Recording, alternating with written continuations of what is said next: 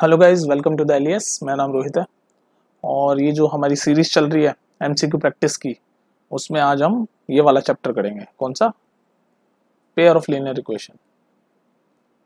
Pair of linear equation in two variable. इसके ऊपर हम क्या करेंगे, एमसीक्यू देखेंगे, जिस टाइप के एमसीक्यू आपके एग्जाम्स में आ सकते हैं। ठीक है, इससे पहले मैंने क्या क्या करा दिया? इससे पहले मैंने आपको रियल नंबर के करा दिए और किसके कराए? आई थिंक एक और कोई चैप्टर के कराए हैं।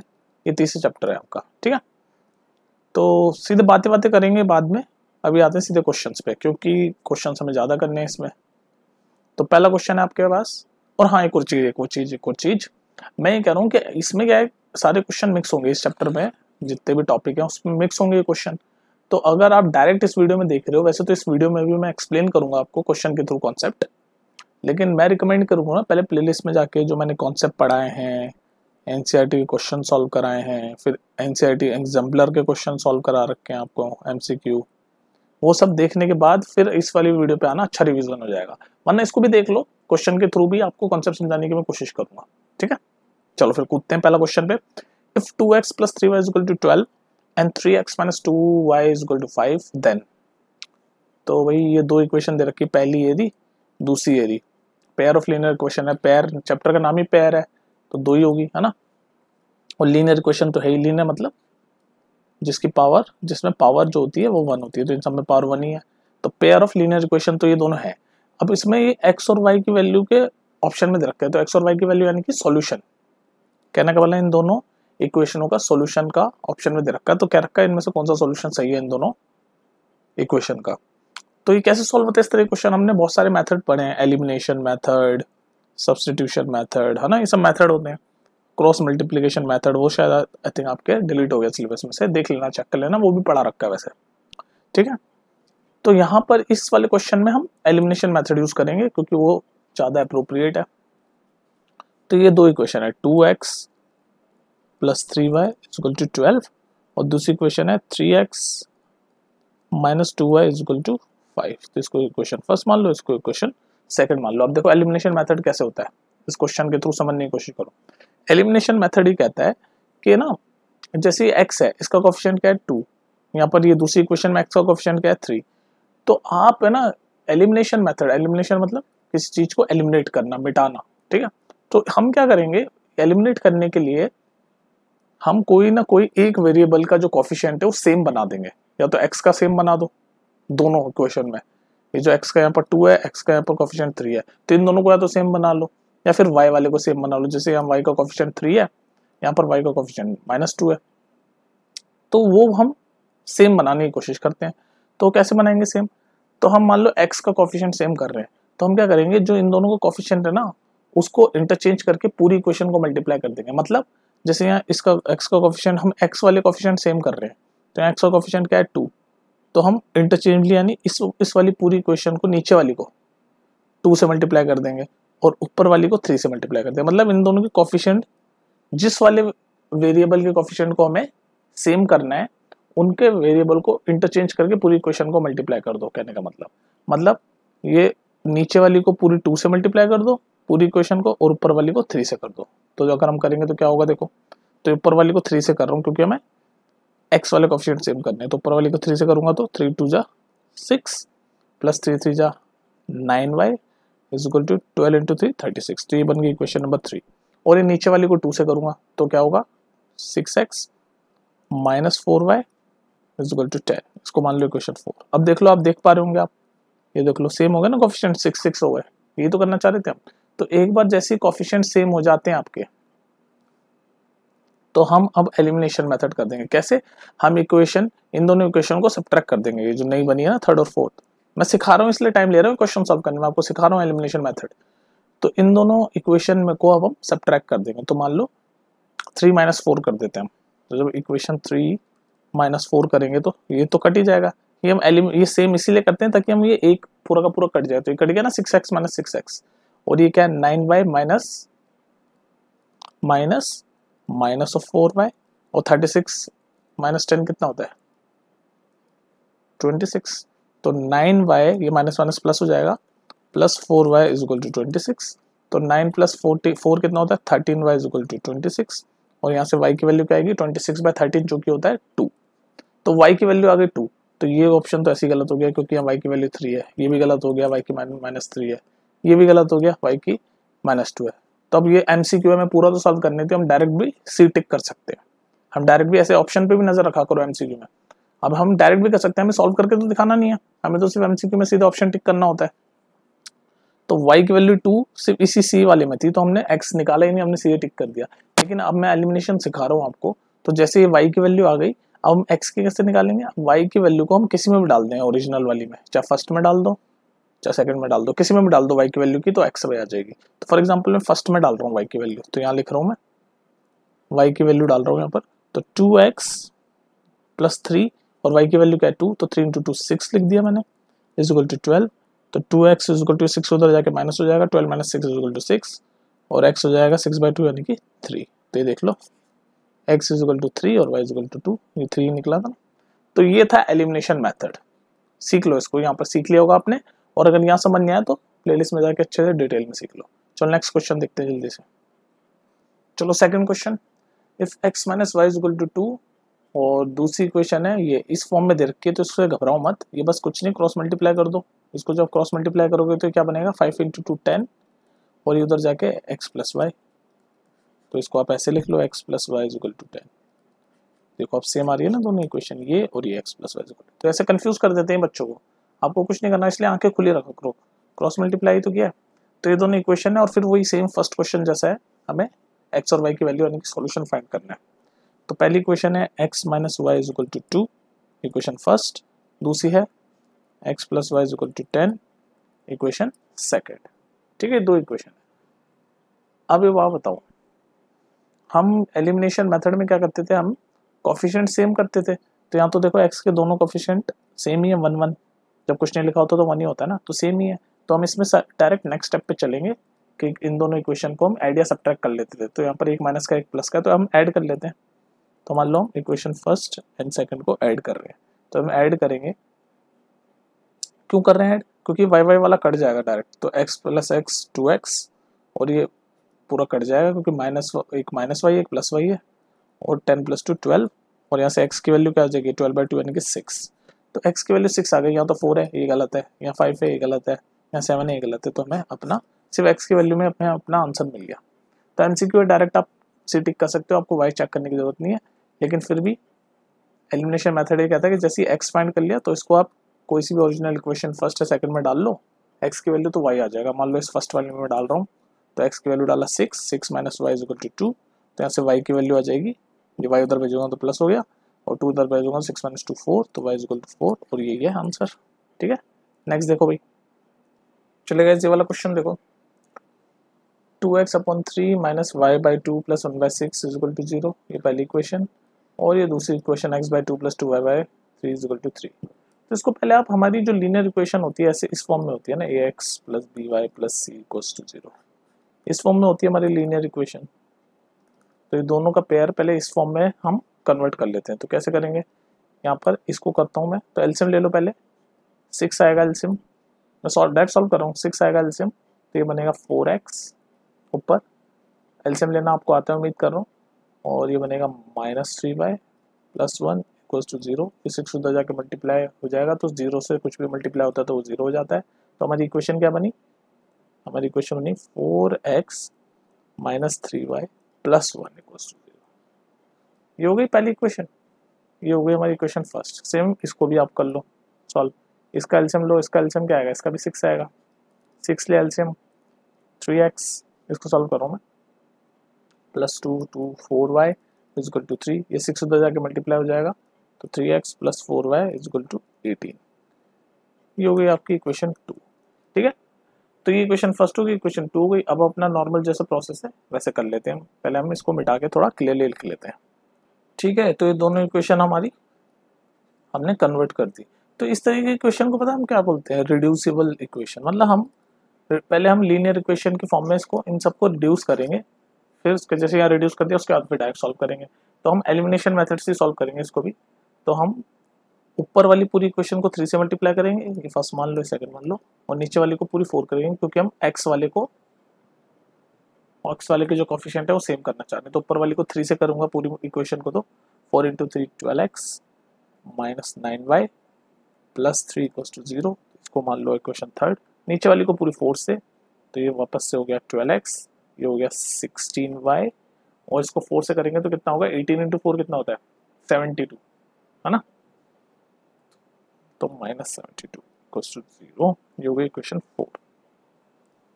बस वही अपना आप एलिमिनेशन मेथड या नेक्स्ट यहाँ कर रहा हूँ आगे का प्रोसेस। तो एलिमिनेशन मेथड ये है कि इक्वेशन थर्ड में से 3 माइनस 4 कर दो, तो ये तो पूरा कट जाएगा, 12x minus 12x minus 9y minus 16y हो जाएगा क्योंकि प्लस में, और ऊपर क्या है 3 माइनस ऑफ माइनस 72। तो इसको सॉल्व करते हुए चलो, तो यहाँ क्या होगा, माइनस 9y और माइनस 60y कितना होता है, माइनस 25y, और ये कितना होगा 3 प्लस 72 यानी कि 75 हो जाएगा, और यहाँ से y की वैल्यू क्या आ जाएगी, 75 अपॉन माइनस 25 जो कि होगा माइनस 3।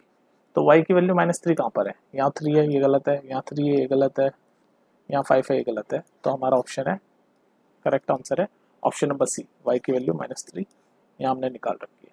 तो MCQ है डायरेक्ट टिक कर सकते हो, नहीं तो x की वैल्यू भी आप निकाल सकते हो। कैसे, ये y आ गई माइनस 3, अब इसको आप ओरिजिनल किसी में भी डाल दो, फर्स्ट में डाल दो या सेकंड में डाल दो।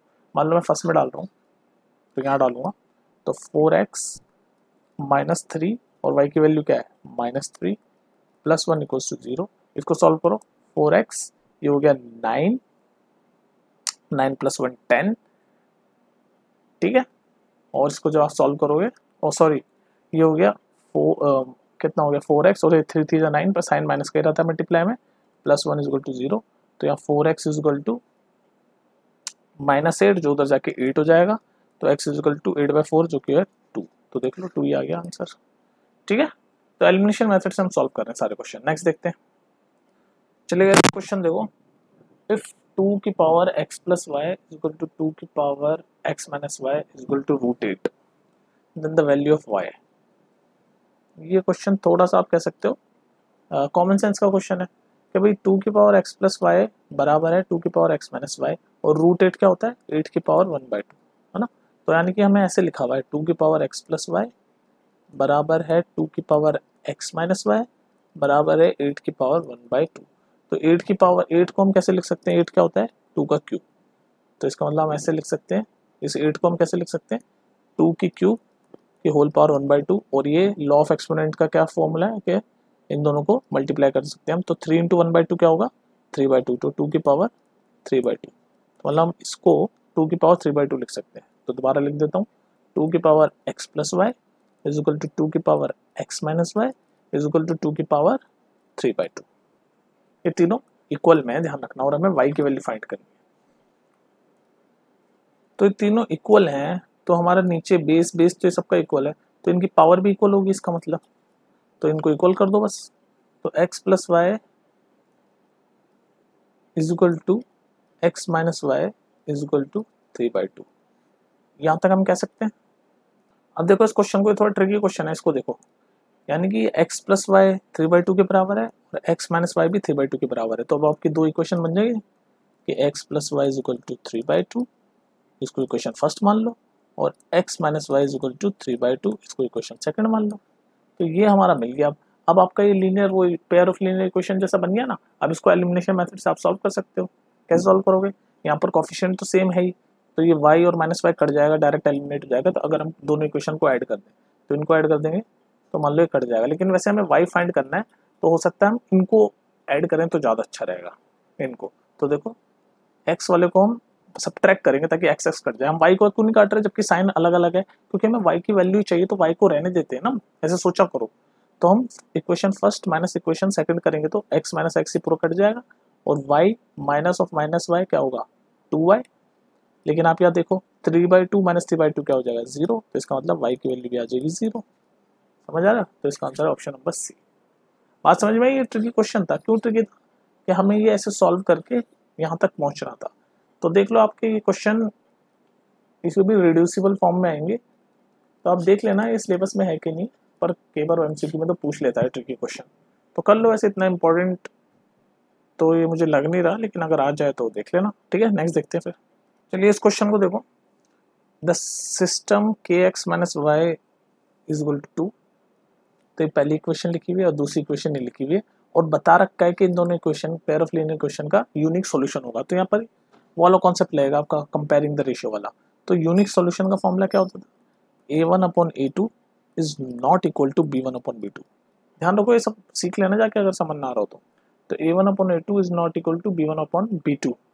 तो इसका मतलब ये है कि आपकी दो पेयर ऑफ लीनियर इक्वेशन को ना ऐसे लिखा होता था, A1x plus B1y plus C1 is equal to 0, A2x plus B2y plus C2 equal to 0। ऐसे होते हैं ना दो पेयर ऑफ लीनियर इक्वेशन। तो इसमें A1A2 क्या है, x के कोफिशिएंट, B1/2 क्या है, y के कोफिशिएंट। तो यूनिक सॉल्यूशन के केस में ये कंडीशन होती है कि दोनों इनका रेशियो इक्वल नहीं होता। तो यहाँ पर A1 क्या है, अगर इसको इक्वेशन फर्स्ट मान लो तो A1 ये है ना x का कोफिशिएंट, k अपॉन A2 क्या है 6, ये बराबर नहीं होगा किसके, B1/B2 क्या है, B1 क्या है y का कोफिशिएंट, या y का कोफिशिएंट क्या है -1, और B2 क्या है -2। तो माइनस माइनस कैंसिल हो गया, तो k/6 is not equal to 1/2। तो यहाँ से सॉल्व करते हुए चलें तो इसको आगे सॉल्व करें तो ये 6 उधर चल जाएगा, तो k is not equal to 6/2 जो कि होगा काट के 3। तो k is not equal to 3 जो कि ऑप्शन नंबर डी। समझ रहे हो। तो यहाँ पर कंपेयरिंग द रेशियो, कौन सा कॉन्सेप्ट लगा यहाँ पर, कंपेयरिंग द रेशियो वाला। इन सब पे वीडियो बना रख के देख लेना आराम से। चलो इस क्वेश्चन को देखो, ये भी वैसे ही प्रीवियस क्वेश्चन जैसे ही है। क्या कह रहा है, दो इक्वेशन दे रखी है, पहली एरी दूसरी एरी, और बता रखा है यूनिक सॉल्यूशन है। तो अभी हमने देखा यूनिक सॉल्यूशन की कंडीशन क्या होती है, A1A2 is not equal to B1B2। और फॉर्मूले के हिसाब से दो पेयर ऑफ जनरल इक्वेशन पता होनी चाहिए आपको। जनरल इक्वेशन ऐसे होती है, A1x plus B1y plus C1 is equal to 0, ये पहली, A2x B2y plus C2 is equal to 0। तो इन दोनों जनरल इक्वेशन को इन दोनों से आप कंपेयर करोगे तो A1 क्या है x का कोफिशिएंट, यहाँ पर x का कोफिशिएंट क्या है 1, A2 क्या है दूसरी वाली इक्वेशन में x का कोफिशिएंट जो कि है 3, यहाँ डाल रहा हूँ, ये यूनिक सॉल्यूशन की condition is not equal to B1 क्या है y का कोफिशिएंट फर्स्ट वाली इक्वेशन में जो कि है -2, और B2 क्या है y का कोफिशिएंट सेकंड वाली इक्वेशन में जो कि है k। और हमें वैल्यू किसकी फाइंड करनी है, ऑप्शन में सारे k की वैल्यू फाइंड करनी है। तो इसको सॉल्व करते हुए चलो, तो इस k को मैं उधर भेजूंगा क्रॉस मल्टीप्लाई में, तो k और ये 3 उधर चले जाएगा, k is not equal to 3 into -2 यानी कि -6। ऑप्शन नंबर बी इसका आंसर है। ठीक है, समझ आ रही है ना बातें। नेक्स्ट देखो, नेक्स्ट देखो, नेक्स्ट देखो। चलो इस क्वेश्चन को देखो, यहाँ पर भी दो इक्वेशन दे रखी है, ये रही पहली और ये रही दूसरी, और हमें ऑप्शन में k क्या है सारे, तो k की वैल्यू फाइंड करनी है। और यहाँ पर कंडीशन क्या है कि इट हैज नो सॉल्यूशन। जो प्रीवियस दो क्वेश्चन करे उसमें कंडीशन क्या थी, क्या कंडीशन थी उसमें यूनिक सॉल्यूशन था। इसमें क्या रहा है कोई सॉल्यूशन नहीं है। पैरेलल लाइंस की इक्वेशन जो होती है ना उसमें कोई सॉल्यूशन नहीं होता, ये भी याद रखना, सारी चीजें सब पढ़ा चुका हूँ मैं। ठीक है, तो पैरेलल लाइंस एनीवेज, तो कॉन्सेप्ट पे आते हैं। तो नो सॉल्यूशन का क्या होता है फॉर्मूला, नो सॉल्यूशन का फॉर्मूला होता है A1A2 is equal to B1B2 is not equal to C1C2। समझ रहे हो मेरी बात। तो A1 B1 C1 क्या है ये सब, तो इसको आप देखो अपनी जनरल इक्वेशन फॉर्म से। तो भाई जनरल पेयर ऑफ इक्वेशन का ये होती है A1x plus B1y plus C1 is equal to 0, A2x B2y plus C2 equal to 0। तो इन दोनों इक्वेशन को इस फॉर्म में अगर मैं लिखूं तो x प्लस 2y, इस 3 को इधर ले जाओ, -3 equal to 0। Second equation 5x plus ky, 7 तो है ही, ये देखिए। अब इन दोनों से जब आप कंपेयर करोगे तो A1 B1 C1 आपको सब मिल जाएगा। तो बस हमें तो k की वैल्यू फाइंड करनी है ना, तो हम k की वैल्यू फाइंड करने के लिए हम B1/B2, क्योंकि इन दोनों को ले लें, सिर्फ इन दोनों को ले लें तो काम चल जाएगा हमारा। ठीक है, तो B1 क्या है, B1 है आपका ये देख रहे हो ना y का कोफिशिएंट, तो B1/B2 क्या है ये k। इसको ले रहा हूँ बस इन दोनों वाले को, हमें तो k की वैल्यू चाहिए ना, तो कोई भी दो ले लो, तो ये वाली तो लेनी पड़ेगी हमें, ये वाली बीच वाली, क्योंकि बीच में k है। ठीक है, is not equal to C1/C2। तो C1 क्या है -3, C2 क्या है 7। तो अब आप इसको अगर क्रॉस मल्टीप्लाई करोगे तो क्या आएगा, k उधर चला जाएगा, इज नॉट इक्वल टू के, और ये हो जाएगा 14/3 -14/3, लेकिन यहाँ तो ऑप्शन में है नहीं -14/3, तो इसका मतलब हमें ऐसे सोचा करो, देखो तो ये वाला k जो है k is not equal to -14/3 option में है नहीं, तो हमें इन दोनों को देखना है, हमें बस कोई भी दो को ले लेना है जिसमें हमें k मिल रहा हो, तो k ये बीच वाला तो लेंगे हम, तो या तो ये दो ले लो या लास्ट वाले जो लिए थे ये B1 B2 C1 C2, तो इससे आ जाएगा वो हमारा। तो A1/A2 क्या है 1/5 इज इक्वल टू B1/B2 क्या है 2/k, तो इसको क्रॉस मल्टीप्लाई करेंगे k उधर जाएगा 5 उधर जाएगा, k इज इक्वल टू 10, ये मिल गया हमें ऑप्शन में, तो इसका आंसर है ऑप्शन नंबर ए। समझ आ गया, ऑप्शन नंबर ए। तो यहाँ पर हमने देखा नो सॉल्यूशन का, प्रीवियस क्वेश्चन में हमने देखा कौन सा फॉर्मूला, यूनिक सॉल्यूशन का। चलो इस क्वेश्चन को देखो, if the lines given by, ये पहली इक्वेशन और दूसरी इक्वेशन आर पैरेलल, मतलब क्या रखा है दोनों इक्वेशन पैरेलल लाइन है। तो मैंने आपको प्रीवियस क्वेश्चन में क्या बताया था कि नो सॉल्यूशन वाली कंडीशन पैरेलल लाइंस में होती है, तो यहाँ पर घुमा के पूछ लिया क्वेश्चन, यहाँ पर पैरेलल लाइंस बोल दिया, नो सॉल्यूशन नहीं बोला, तो बात तो वही है, फॉर्मूला तो नो सॉल्यूशन वाला ही लगेगा, क्योंकि पैरेलल लाइंस में ही नो सॉल्यूशन होता है। जब दो लाइनें ऐसे पैरेलल होती है, ये आपस में इंटरसेक्ट नहीं करती, तो इसका मतलब इनका कोई सॉल्यूशन नहीं निकलता। तो नो सॉल्यूशन की कंडीशन अभी हमने देखी क्या होती है पैरेलल, सॉरी हाँ, नो सॉल्यूशन की कंडीशन क्या होती है पैरेलल लाइंस में, A1/A2 is equal to B1/B2 is not equal to C1/C2, यही होती है ना। तो बस जैसे प्रीवियसली करा था वैसे ही कर लो, ये इक्वेशन है, ये अपनी जनरल इक्वेशन होती है A1x plus B1y plus C1 is equal to 0, A2x plus B2y plus C2 equals to 0। तो ये रही जनरल इक्वेशन फॉर्म, इनको इससे कंपेयर करोगे तो क्या बनेगा 3x plus 2ky minus 2 equals to 0, ये वाली, और इसको देख लो 2x plus 5y plus 1 equals to 0। तो A1 क्या होता है x का कोफिशिएंट, A2 क्या होता है सेकंड इक्वेशन में x का कोफिशिएंट, तो 3/2, मैं यहाँ बस वैल्यू पुट कर रहा हूँ, तो 3/2 इक्वल्स टू B1 क्या होता है y का कोफिशिएंट, y का कोफिशिएंट ध्यान रखना ये 2k पूरा है, अपॉन सेकंड इक्वेशन में y का कोफिशिएंट को B2 बोलते हैं जो कि 5 is not equal to C1/C2, यानी कांस्टेंट वाला, यानी कि -2/1। तो ये हमारी आ गई, हमें तो k की वैल्यू फाइंड करनी है, तो बस इस वाले से कर लो, इन दोनों को यूज़ कर लो बस। तो इन दोनों को जब हम यूज़ करोगे तो कैसे होगा, ये उधर जाके हो जाएगा 15/2, क्रॉस मल्टीप्लाई करा है बस, डायरेक्ट कर दिया, आप अपनी स्पीड पे कर सकते हो, और ये है 2k, तो इस 2 उधर जाके मल्टीप्लाई हो जाएगा, तो 15 इज इक्वल टू 4k और k इज इक्वल टू 15/4, ये रहा डी है इसका आंसर। ठीक है, यहाँ पर ट्रिक ये था कि यहाँ पर इन्होंने ये नहीं बोला कि नो सॉल्यूशन, यहाँ पर इन्होंने बोल दिया ये दोनों इक्वेशन पैरेलल लाइन की है, तो आपको ये कॉन्सेप्ट पता होना चाहिए कि पैरेलल लाइन में नो सॉल्यूशन होता है, और जब नो सॉल्यूशन होता है तो ये वाला फॉर्मूला लगता है। नेक्स्ट देखो, चलो इस क्वेश्चन को देखो, यहाँ पर दो इक्वेशन दे रखी है और पूछ रखा है कि दो इक्वेशन में से कौन सी यूनिक सॉल्यूशन है, एग्जैक्टली टू सॉल्यूशन है, इनफिनाइट सॉल्यूशन है या नो सॉल्यूशन है। तो हमें चेक करने का तरीका हमें पता है कि हम पहले इनको जनरल इक्वेशन से रिलेट कर लेते हैं। जनरल इक्वेशन क्या होती है, A1x plus B1y plus C1 is equal to 0, second होगी A2x B2y plus C2 equals to 0, ये होगी जनरल इक्वेशन। तो इन दोनों को जब जनरल इक्वेशन की फॉर्म में लिखेंगे तो x प्लस 2y प्लस 5, ये तो है जनरल इक्वेशन की फॉर्म में, ये भी है -3x minus 6y plus 1 equals to 0। तो हमें फॉर्मूले पता होने चाहिए, तो हम A1 A2 B1 B2 compare करेंगे, तो A1 A2 क्या होगा, A1/A2 क्या होगा 1/-3, तो -1/3। B1 B2 क्या है 2/6, यानी कि 2/-6 यानी -2/6 है ना, तो कट के -1/3 हो गया। तो A1 A2 और B1 B2 दोनों -1/3 हो गया।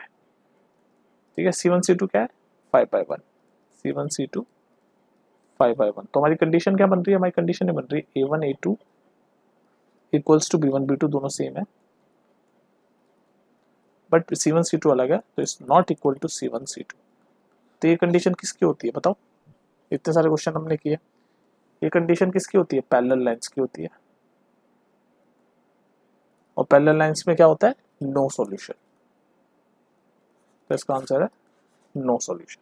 तो हमने ये करा और हमने A1 A2 B1 B2 check कर लिया और हमें अगर फॉर्मूले, तो इसका मतलब आपको ये सारे फॉर्मूलेस पता होने चाहिए इस क्वेश्चन को सॉल्व करने। कंपेयरिंग द रेशियो इस चैप्टर में सबसे ज़्यादा क्वेश्चन कंपेयरिंग द रेशियोज पे आते हैं, तो ये कॉन्सेप्ट आपको क्लियर होना चाहिए, अच्छे से रटा हुआ होना चाहिए। ठीक है, नेक्स्ट देखते हैं। ये भी सेम क्वेश्चन है, दो इक्वेशन दे रखी है, पहली एरी दूसरी एरी, और पूछ रखा है भाई इनमें से क्या है। तो आपको देखो ये मैं कंपेयरिंग द रेशियो का कॉन्सेप्ट बता ही देता हूँ। तीन तरह की लाइन होती है ऐसी, एक तो इंटरसेक्टिंग लाइन, एक होती है पैरेलल लाइन। जब हम पेयर ऑफ लीनियर इक्वेशन की बात कर रहे हैं तो पहली कंडीशन तो होगी कि दोनों लाइनें ऐसे इंटरसेक्ट हो जाए किसी एक पॉइंट पे, या फिर दूसरी कंडीशन होगी दोनों लाइनें ऐसे आपस में पैरेलल हो जाए। तीसरी कंडीशन क्या होगी कि एक लाइन के ऊपर एग्जैक्टली ऊपर एक और लाइन चढ़ जाए, तो इसको बोलते हैं हम इंटरसेक्टिंग लाइंस, इसको बोलते हैं हम पैरेलल लाइंस। कॉन्सेप्ट समझा रहा हूँ भी आपको मैं। और इसको बोलते हैं हम कोइंसिडेंट लाइंस। वैसे आप जाके देख सकते हैं, यहाँ पर मैं जल्दी समझा देता हूँ। तो जब इंटरसेक्टिंग लाइंस होती है तो एक सॉल्यूशन निकलता है जिसको हम बोलते हैं यूनिक सॉल्यूशन। क्यों निकलता है एक सॉल्यूशन? क्योंकि सॉल्यूशन वहाँ निकलता है जहाँ पर दोनों लाइनें आपस में काटती है, वहाँ निकलता है सॉल्यूशन। तो यहाँ पर देख लो एक ही पॉइंट पे काट रही है, तो ऑब्वियसली एक ही यूनिक सॉल्यूशन होगा, तो one unique solution, one unique solution. और इस केस में फॉर्मूला क्या होता है वन यूनिक सॉल्यूशन के केस में? A1 A2 is not equal to B1 B2। ठीक है, ये पहला। पैरेलल लाइंस के केस में अभी हमने प्रीवियस क्वेश्चन में देखा, पैरेलल लाइन के कहीं भी नहीं काट रही तो कोई भी सॉल्यूशन नहीं होता, तो नो सॉल्यूशन। और इसका फॉर्मूला क्या होता है? A1 A2 is equal to B1 B2 is not equal to C1 C2। तीसरी कंडीशन क्या होती है? कोइंसिडेंट लाइन, यानी ये देखो एक के ऊपर एक चढ़ी हुई है तो बहुत सारे पॉइंट होंगे, ऐसे इन्फिनाइट पॉइंट होंगे, तो इस केस में होते हैं इन्फिनाइट सॉल्यूशन, इन्फिनाइट सॉल्यूशन। और इस केस में फॉर्मूला क्या होता है? A1 A2 is equal to B1 B2 is equal to C1 C2। तो ये है पूरा कंपेयरिंग रेशियो का खेल। तो बस ये दो इक्वेशन है आपके सामने। ठीक है, मैं चाहता हूँ आप एज अ होमवर्क करो, मैंने सारा कॉन्सेप्ट समझाया ना यहाँ पर, अब आप ये खुद सॉल्व करो। तो ये दोनों इक्वेशन है, इनके रेशियो आप A1 A2 B1 B2 compare करके बताओ कि इनमें से कौन सी लाइन है, कोइंसिडेंट लाइन है, पैरेलल लाइन है, ये क्या है। ठीक है, तो फिर मिलते हैं नेक्स्ट वीडियो में। नेक्स्ट वीडियो पे हम करेंगे अपना नेक्स्ट चैप्टर के एमसीक्यू, और ये सारी सीरीज जो चल रही है बहुत इंपॉर्टेंट है एग्जाम पॉइंट ऑफ व्यू से, तो सारे देखते जाओ और करवाएंगे, और भी क्वेश्चन कराएंगे, इनको देखो और कुछ पूछना हो तो पूछा करो। ठीक है, मिलते हैं फिर नेक्स्ट वीडियो में। टेक केयर, आराम से पढ़ो, मजे ले लेके, बाय।